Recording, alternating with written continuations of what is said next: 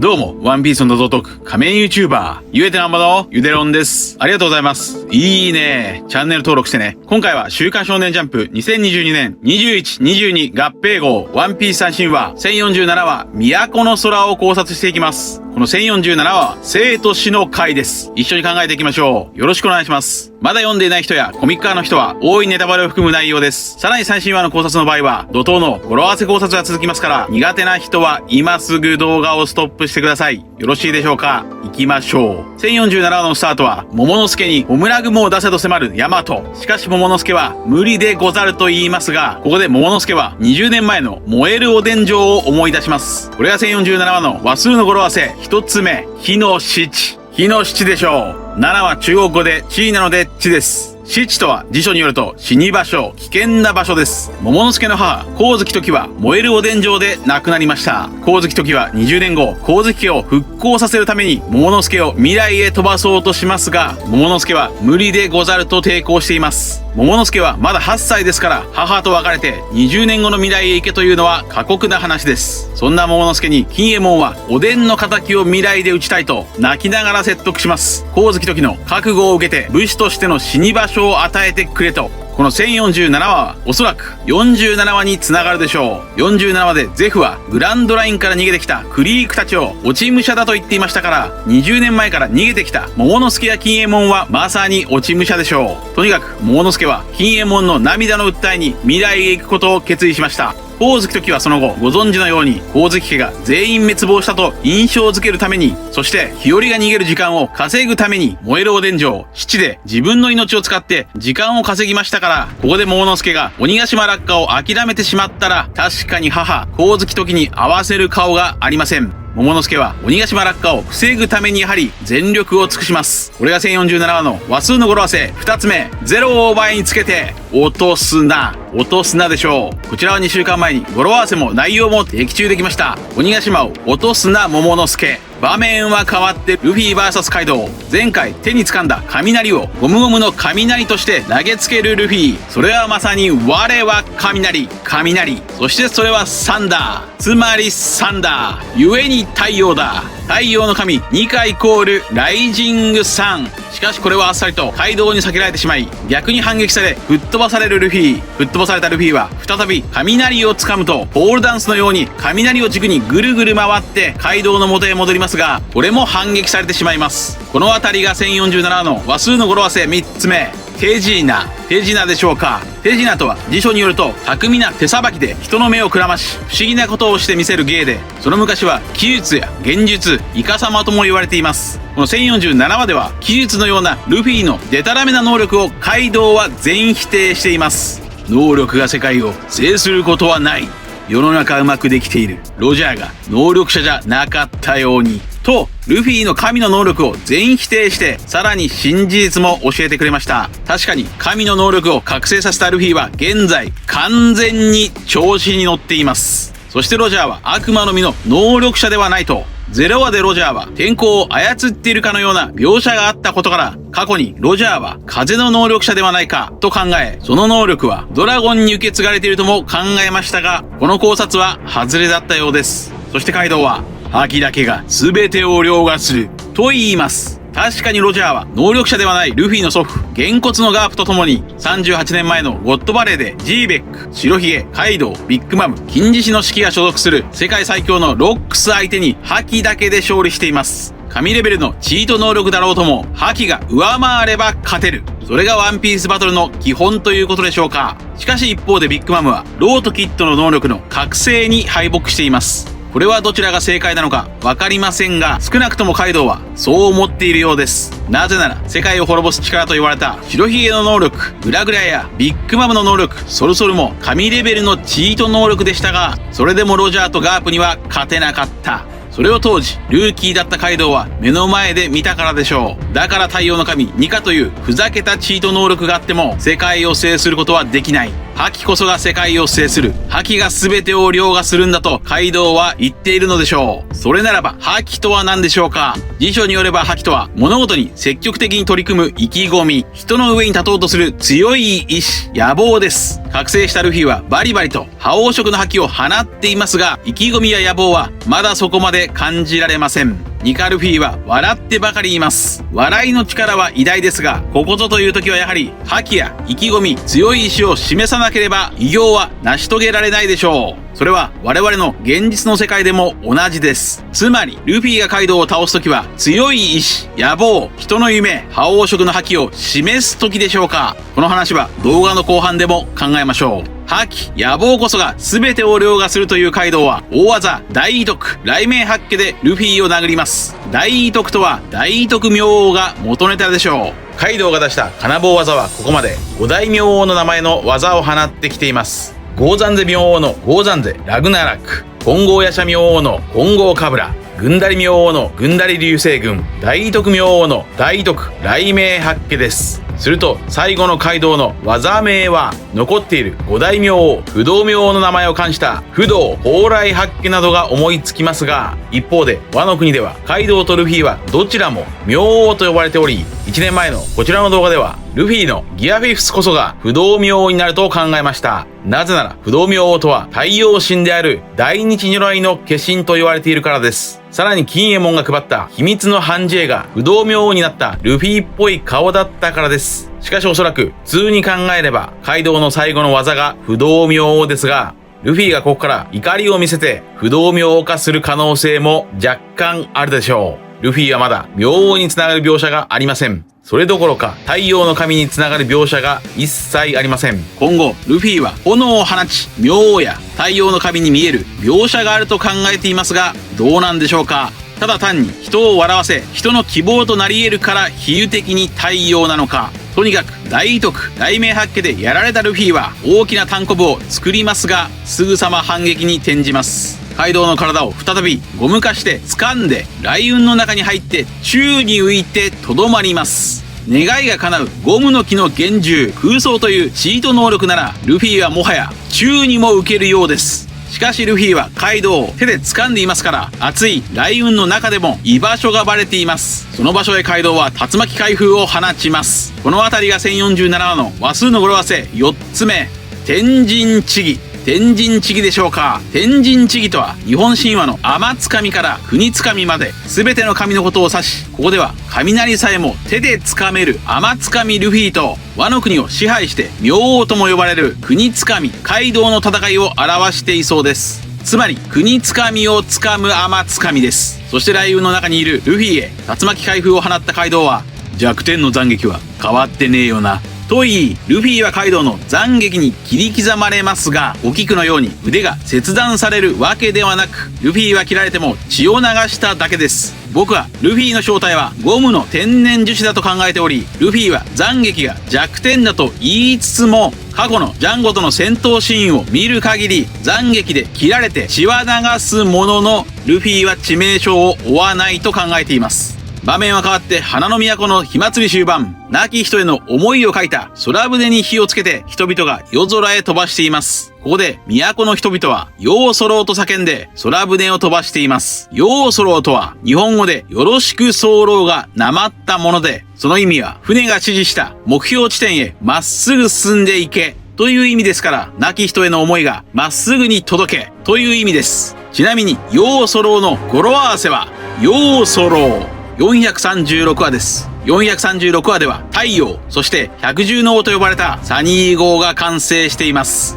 となると大量の空船の火は鬼ヶ島と合流して太陽の神ニカルフィと重なるような気がします。なぜなら花の都の人々はまた明日から奴隷仕事とつぶやいているからです。太陽の神ニカとは奴隷を解放する戦士ですから、花の都の人々を必ず解放するでしょう。そしてその願いが込められた空船の火の光は鬼ヶ島の上空で幻影に変わる。殿安の幻影や光月おでんの幻影、光月時の幻影を見せるかもしれません。それはまるでメリーゴーとの別れのシーン、降り注ぐ水槽の淡雪のように。この可能性があるなら伏線は男です。1016話で男はお父ちゃん見てるかなと言い、さらに1037話の空船には、お母ちゃんに会いたいという願いも書かれています。そしてこの1047話で桃之助は、母上に合わせる顔がないと言っていますから、逆に言えば、鬼ヶ島を救えば、桃之助は母、光月時に合わせる顔がある。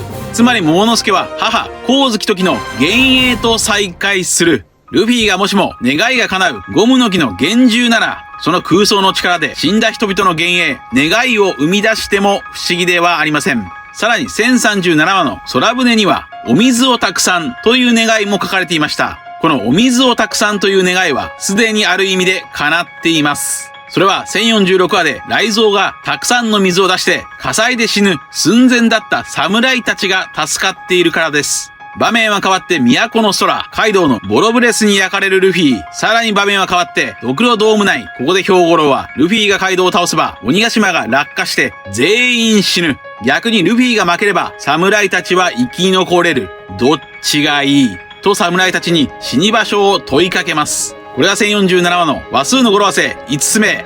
問う七。問う七でしょう。死に場所を問われた侍たちは全員笑いながら、たとえ自分たちがここで死んだとしても、子供たちや家族が幸せに暮らしてくれる国がいいと、ルフィの勝利を応援します。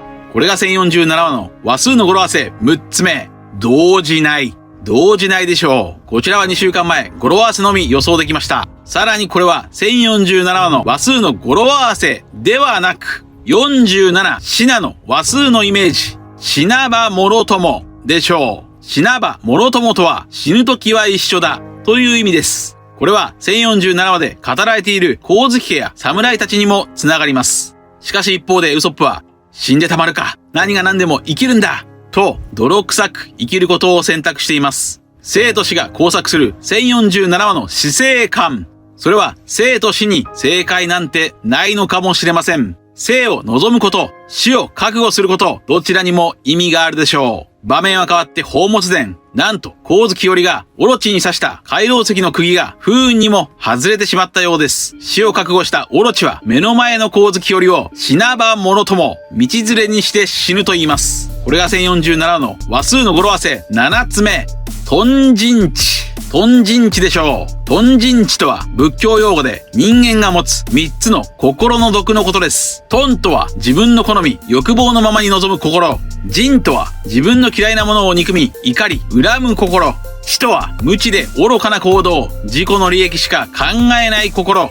心の三毒が貪心地です。この貪心地は1047話の回想シーンで自分の思いだけをぶつける幼い桃之助にもつながります。ここで燃えるオロチは見てるかおでんとおでんの名前を出していますから、これは以前も考えましたが、オロチから光月日和を救うのはもう一人のおでん。でんはでんでも伝次郎。おそらく伝次郎、おでんさんが日和を救ってオロチにとどめを刺すのでしょう。それにしてもオロチは蛇だけにしつこい男でした。そしてオロチはゾーン系ですから、カイドウやルフィと同じようにとにかくタフです。そのように考えると、やはりタフな黒ひげもゾーン系の能力者の可能性が高いでしょう。ここで上空から桃之助を呼ぶルフィ。なんと、雷雲から飛び出しているのは鬼ヶ島とほぼ同じ大きさのルフィのげんこつ。げんこつのルフィ。ルフィは全部終わらせるぞと言います。これが1047の話数の語呂合わせ8つ目。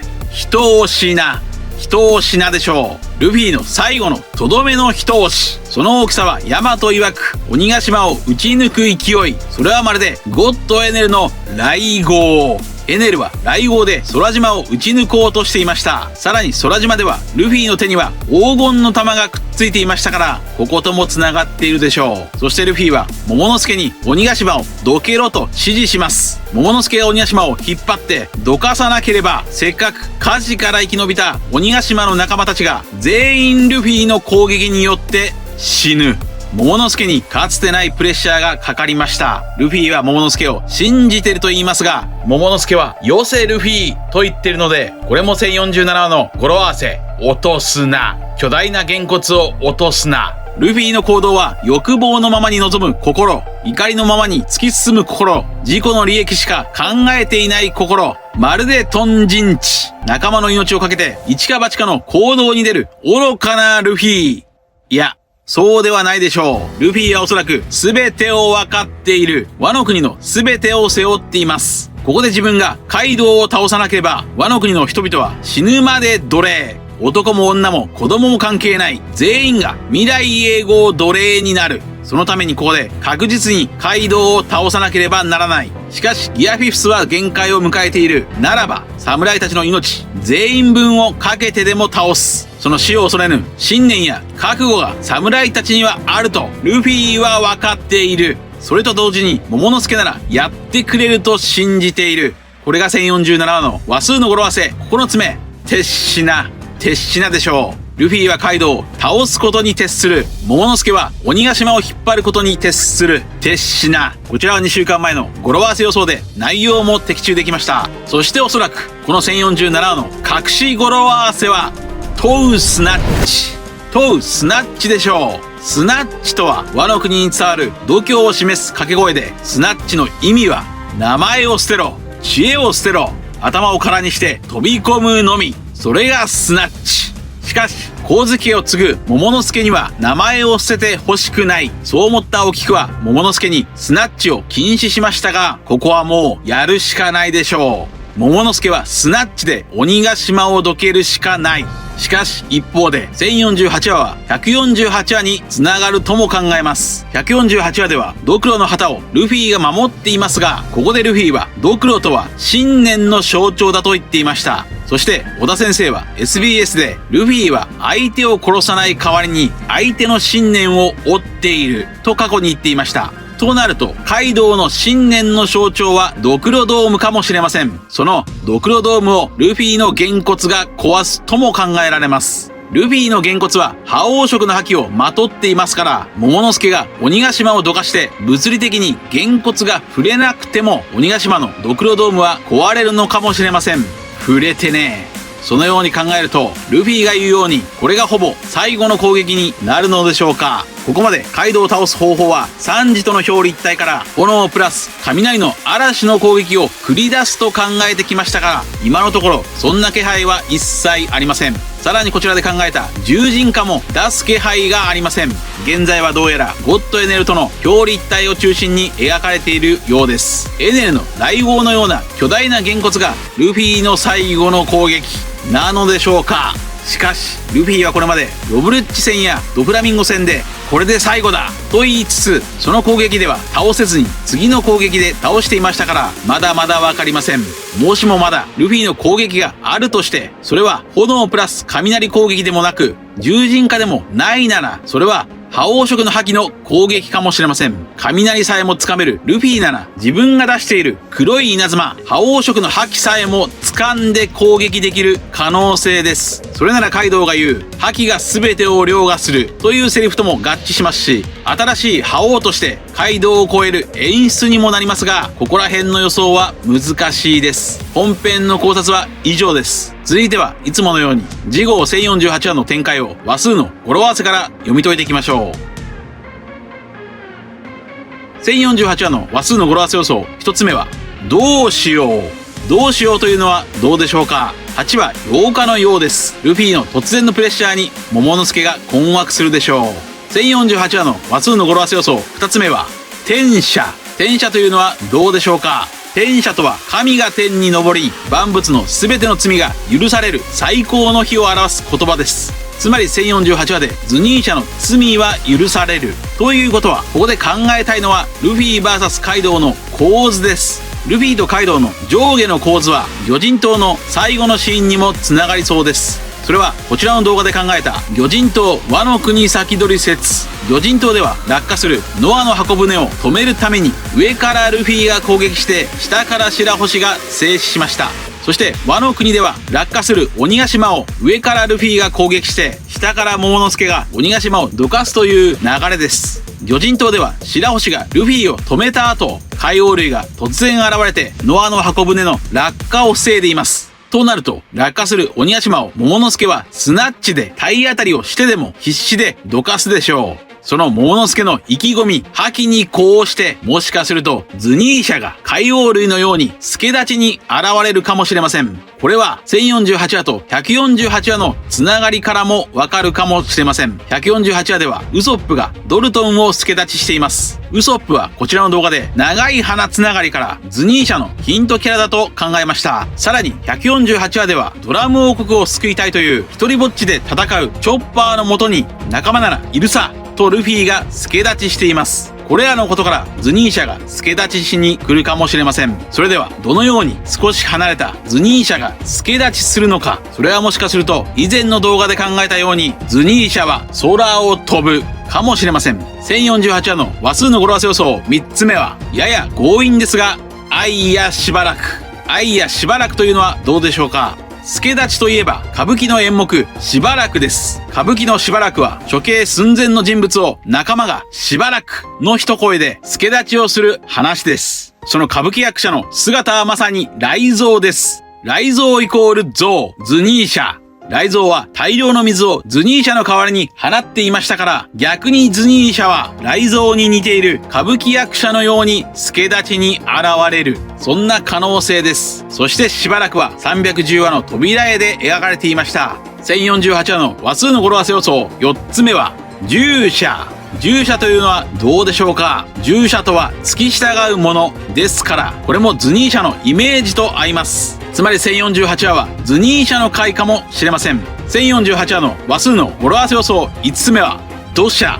土砂というのはどうでしょうか。雷蔵が出した大量の水によって鬼ヶ島の火は鎮火したものの、大量の水によって急激に地面が崩れ落ちる土砂崩れが起きるかもしれません。もしくはルフィのげんこつでドシャッとドクロドームが崩れるのでしょうか。以上です。鬼ヶ島最終決戦もいよいよ大詰め。どんな最後になるのかワクワクしてきました。皆さんはどう思われましたか。ご意見や考察してほしい謎があればコメント欄までよろしくお願いします。ありがとうございました。